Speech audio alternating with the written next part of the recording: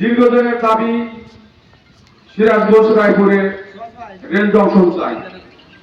এটা কিন্তু আজকের এই আন্দোলন জন্য না, এটা আগে থেকে বহু বছর ধরে এটা দাবি সিরাজগঞ্জবাসী বলে আসছে।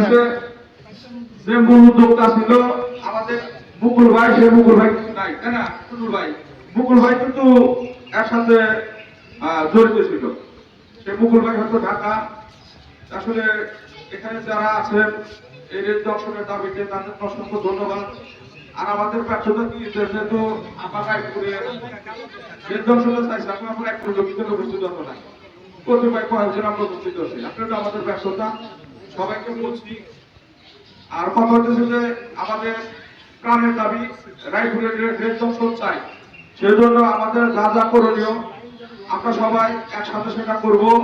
এবং আমাদের সিরাজগঞ্জের কৃতি সন্তান মাননীয় মন্ত্রী, বিদ্যুৎ ও খনিজ সম্পদ মন্ত্রণালয়ের দায়িত্বপ্রাপ্ত মন্ত্রী, আমাদের অভিভাবক সিরাজগঞ্জের কৃতি সন্তান জনাব ইকবাল হাসান মাহমুদ চাচার কাছে আমাদের দাবি থাকবে যে আমাদের সিরাজগঞ্জের রায়পুরে রেল জংশন চাই।